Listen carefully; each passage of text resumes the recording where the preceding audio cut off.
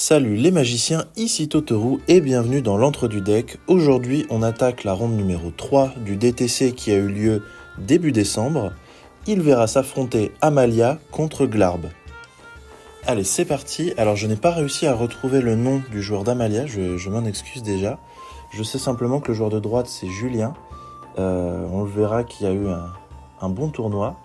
C'est donc le joueur d'Amalia qui commence avec une Ajani's Welcome, qui est parfaitement dans le plan de jeu, puisque dès le T1, on veut jouer une Soul Sister pour pouvoir gagner un point de vie et faire un trigger d'Amalia à chaque fois qu'une autre créature arrive en jeu.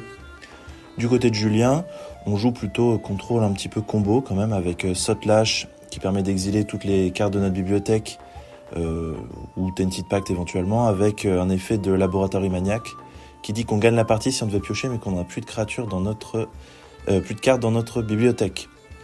Donc du côté d'Amalia, on a une Deep Cavern Bat qui va venir regarder la main de l'adversaire. En réponse, du côté de Julien, on a un Fetch. Donc soit c'est un contre, soit c'est un removal, mais si c'est un removal, le joueur d'Amalia va venir gagner un point de vie et regarder la main de Julien. Il va prendre une carte qui va être rendue immédiatement. C'est si jamais on avait été sur, il me semble que c'est Mesmeric Fiend, quelque chose comme ça, une carte de Odyssée, donc il y a un certain temps, où c'était deux blocs vraiment distincts, donc si la créature était détruite, ouais c'est ça, il l'a détruit. Si la créature était détruite en réponse au trigger où on regarde la main, et ben on rendait la carte avant de la prendre, donc du coup elle était exilée définitivement. C'est un petit peu le même principe que tous les tricks à base de Parallax Wave, enfin de Parallax en général. Du coup, Julien, en réponse au trigger, retire la créature avec un cut down.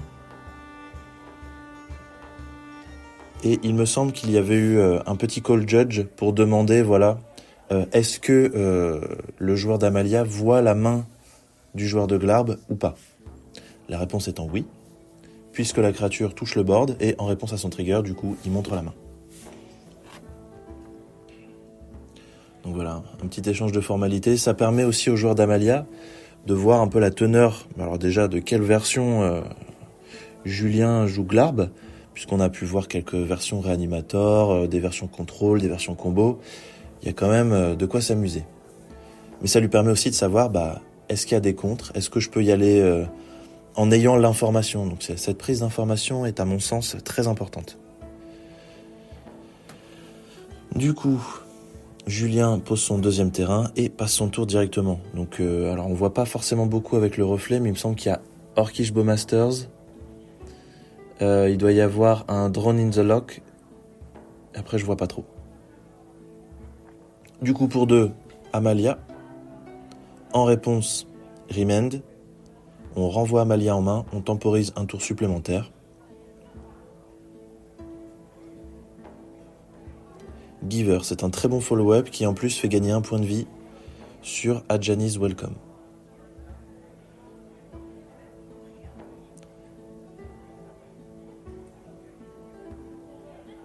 Un terrain du côté de Julien. Il a plusieurs options, soit il reste up en sachant pertinemment... Ah oui, il y a un Jace Wielder of Secrets, donc du coup ça confirme le fait que Julien joue combo. Soit il reste up pour contrer Amalia, ou une autre menace qui sera proposée, soit il slam son général, je pense pas que ce soit forcément pertinent. Gemstone Caverns. Donc là en plus, les removals de Julien vont être un petit peu moins pertinents avec cette Giver of Loons en jeu. Du coup, assez logiquement, on retente Amalia. Avec 2 mana up.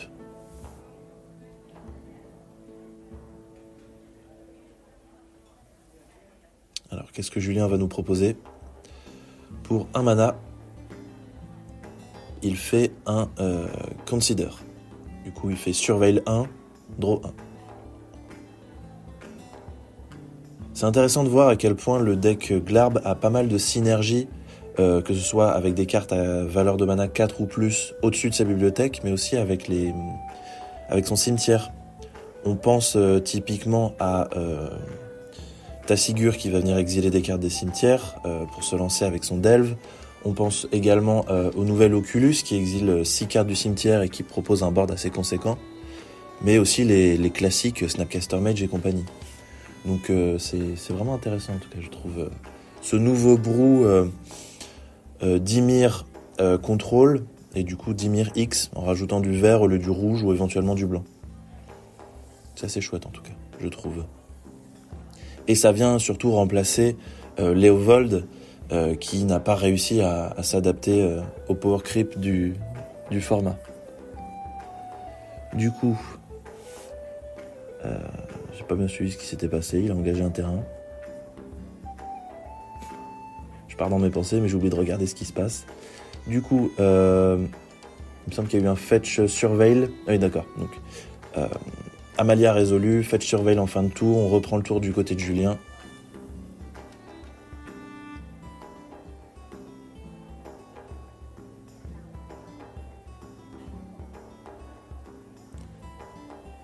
On lande une Tropical Island pour un mana. Oh, ça c'est du beau reflet ça. Bon, évidemment les reflets c'est indépendant de ma volonté, j'ai décidé de filmer la table 1. Donc je ne savais même pas où elle était positionnée à la base. Donc j'essaye de rattraper ça comme je peux, mais à moins d'avoir un filtre anti-reflet, c'est compliqué. Du coup pour 1 c'est un Deathrite Shaman qui va pouvoir être vraiment pas mal parce que Amalia ça a tendance à vouloir jouer également avec son cimetière. Donc là en l'occurrence il n'y a pas l'Urus en tant que compagnon, donc qu'est-ce que ça veut dire ? Ça veut dire qu'il y a très probablement donc forcément des permanents de valeur de mana 3 ou plus. On pense typiquement à Parallax Wave, Solitude ou White Plume Adventurer typiquement. Mais ça n'empêche pas le deck de le jouer du coup main deck. Du coup on a un petit fetch pour aller chercher un Scrubland. Qu'est-ce qu'on va proposer ? Avec 5 mana on a quand même pléthore de spoilers à proposer.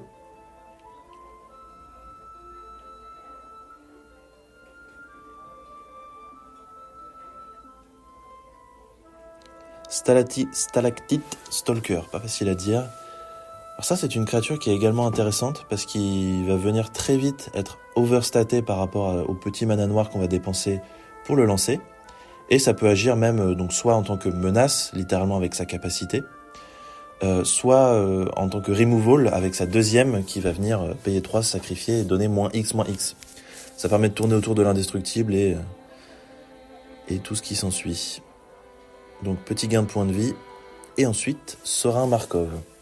Alors ça peut être vraiment pertinent. Pour le coup, ce tour-ci, il n'a gagné que 2 points de vie, donc il va pas se flipper. C'est intéressant de l'avoir lancé dans ce sens-là et pas dans l'autre.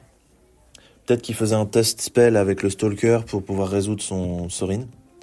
Vérifier si Julien avait pioché un contre ou pas. En l'occurrence, ce n'était pas le cas. Parce qu'il aurait pu extorte en payant un mana de plus pour venir licher de 1, donc lui infliger 1, gagner 1. Donc là, on commence à avoir un board assez conséquent du côté du joueur d'Amalia, dont je n'ai pas le prénom. Pour 2, on flash le fameux Orcish Bowmaster. Alors là, je pense qu'il faut envoyer le point face, parce que sinon, il va y avoir une protection du côté de la Giver. Ah non, autant pour moi. Ce n'est pas un Orcish Bowmasters. C'est un Snapcaster Mage qui va venir flashback à un cutdown. C'était sans compter le Galadriel's Dismissal du côté du joueur d'Amalia, qui va venir phase out la Giver. Mais avant la résolution, en réponse, on va donner protection contre le, on va dire bleu ou noir, peu importe, à Amalia. Galadriel's Dismissal, très bon carton. Phase out, c'est une capacité qu'on n'avait pas vue depuis, je crois bien, Mirage, quelque chose comme ça. Et qui permet en fait vraiment de protéger, mais à 100% son sort, pour peu que ça résolve. En plus, c'est une carte que si elle est kickée, ça fait un petit peu un effet comme, comment elle s'appelle ? Headliner Scarlet, qui vient retirer toutes les créatures adverses, où elles ne peuvent pas bloquer, c'est similaire, pour pouvoir rentrer un maximum de points. Ça fait alors, en tout bien tout honneur, mais ça fait un peu un effet de Parallax Wave. Du coup, Glarb reprend son tour, et joue son général. Pour 3, il regarde la carte du dessus, il lande 2 piles dessus. Il a potentiellement 2 mana up, donc il pourra éventuellement flasher son Orcish Bowmaster. Ou éventuellement un contre qu'il aurait au-dessus de sa bibliothèque ou dans sa main.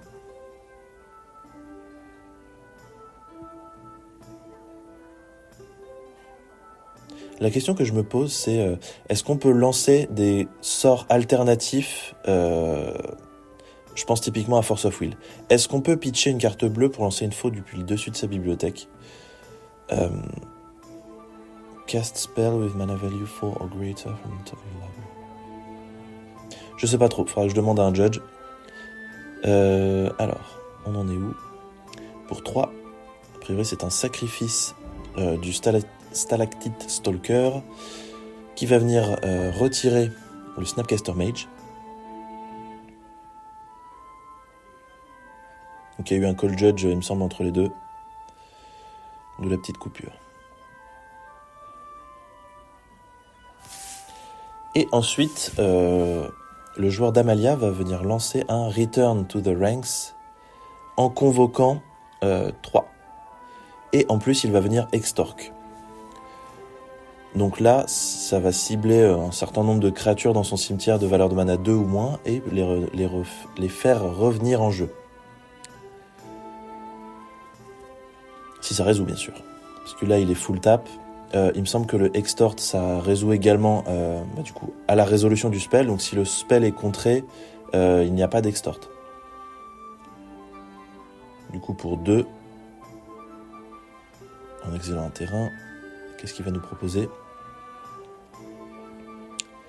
Alors, il me semble que c'est un Drone in the Lock, en version Full Art Pimp,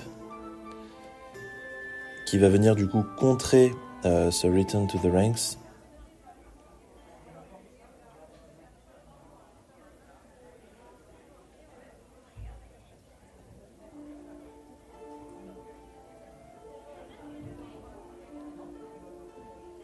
Étant donné que le joueur d'Amalia a plus de cartes dans le cimetière que la valeur de mana du sort, il est contré.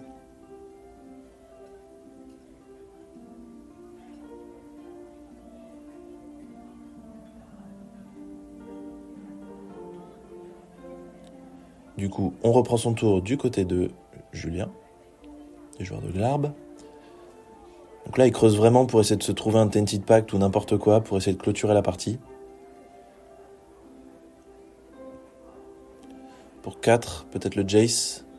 Ah, c'était une Sheoldred. La petite Shelly. Qui va venir, montrer qu'en fait, finalement, c'est Julien, le joueur de points de vie. Donc qui va creuser un delta de 4 tous les tours, donc plus de moins 2. Pour chaque pioche. Alors, du coup, pioche du côté d'Amalia, perte de 2 points de vie. Et ça va venir mettre un gros panneau stop, que ce soit Amalia ou toute autre créature qui souhaiterait attaquer, avec sa capacité de Death Touch. Glarb a également le Death Touch, donc ça c'est pas un mot-clé anodin. Ce qui est assez cohérent pour un beau crapaud. Alors ensuite, il y a une petite chauve-souris volante.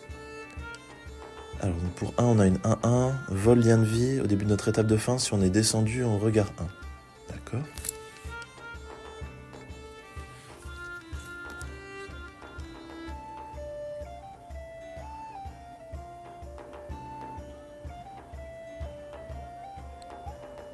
Du coup, il y a un gain de points de vie, trigger Amalia, etc. Alors, comment on se dépatouille dans cette situation du côté du joueur d'Amalia?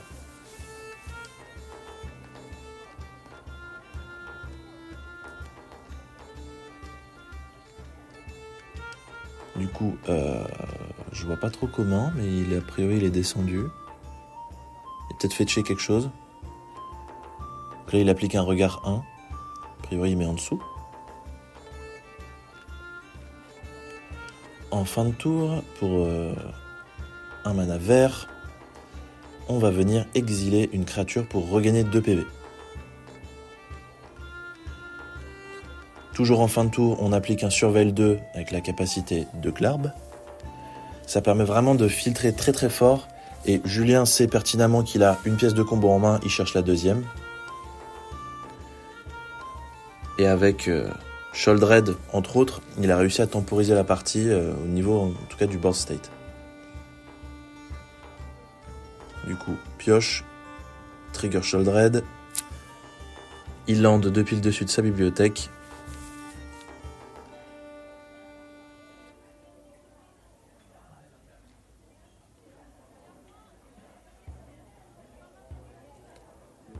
Pour 3 mana. Nadu, parce que sinon c'était pas drôle. Bon, en l'occurrence, le deck ne cherche pas spécialement à abuser de la carte, me semble-t-il. C'est surtout une Nadu value, quoi. C'est toujours une 3-4 vol pour 3. C'est des bonnes stats. Qui en plus fait du 2 pour 1 pour peu qu'elle soit ciblée. Du coup, joueur d'Amalia reprend son tour, perd 2 points de vie. Et joue un Lurrus. Donc effectivement, là, avant la résolution, va falloir bien regarder le cimetière et potentiellement exiler une créature, puisque c'est le seul permanent, une créature ou terrain éventuellement. You may cast, donc on ne peut pas relander depuis le cimetière avec Lurrus. Donc je pense qu'il faut exiler une créature avec le Deathrite Shaman, à moins qu'il ait décidé de jouer autre chose. En plus, ça lui laisserait 2 mana pour pouvoir flasher son Orcish Bowmaster. Du coup, pour un vert, il va exiler quelque chose, je ne sais pas trop quoi.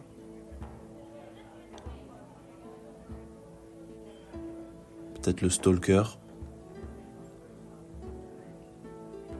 A priori, ça doit être ça. Le Stalactite Stalker. Toujours aussi simple à prononcer.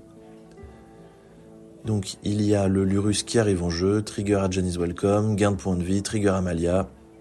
C'est un Orcish Bowmaster qui est mis au cimetière. Donc, intelligemment, puisqu'il pourra être relancé avec la capacité de Lurrus. Qui plus est avec le flash. Mais du coup, seulement pendant son tour. Donc, Orcish Bowmaster. Est-ce qu'on a une réponse ?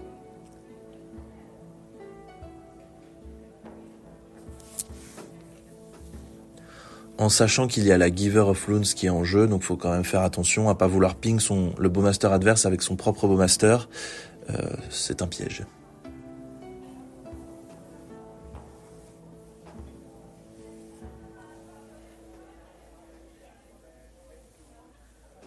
Fetch Bayou. On va regarder un petit peu ce qu'il y a au-dessus de la bibliothèque. Sur un malentendu, c'est un contre. Par exemple, un Logic Note, s'il est payé à x égale 2, peut être lancé du dessus de la bibliothèque avec la capacité de Glarb. Puisque quand on met le sort en pile, la valeur de mana est de 4 ou plus. Donc encore une carte qui synergise avec le cimetière et qui rentre à merveille dans le plan de jeu de Glarb. Du coup, ETB, finalement on décide de laisser résoudre. On inflige 1 à Julien. On gagne un point de vie, trigger Amalia.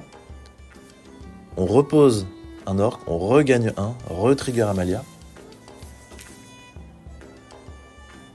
Ça permet vraiment de creuser des deux côtés, mais c'est impressionnant.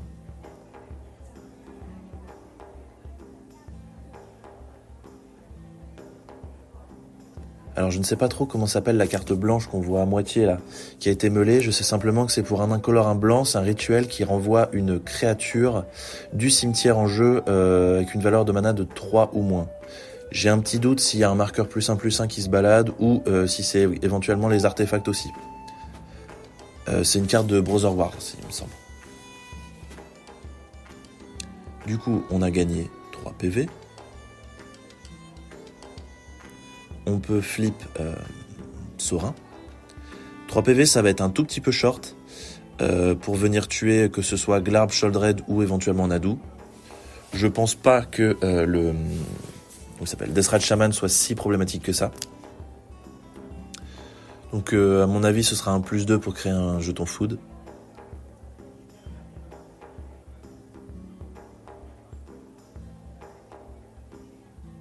Petit moment de réflexion. Donc là, on est genre tour 8 ou 9. Les deux joueurs sont toujours aux alentours de 20 points de vie. Donc ça fait des parties quand même un peu longues, mais qui peuvent se clôturer en un instant avec du côté de Glarb la combo. Donc fin de tour. Orcish Bowmaster. Alors qu'est-ce qui va ping ? Est-ce qu'il tombe dans le panneau ?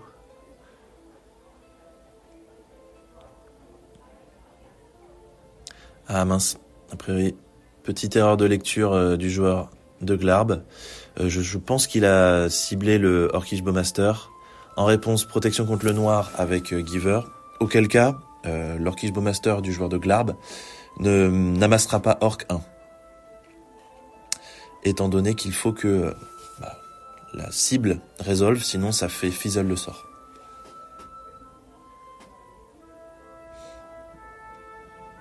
Du coup, nada. Au moins, on peut dire pour sa défense que c'est une façon d'engager la Giver pour proposer des removals à son tour.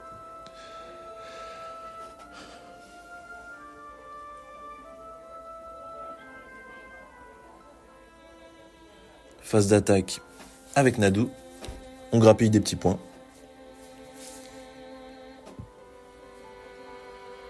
Après, le fait de continuer dans le long game, c'est à l'avantage du joueur de Glarb, ne serait-ce qu'avec la Sholdred.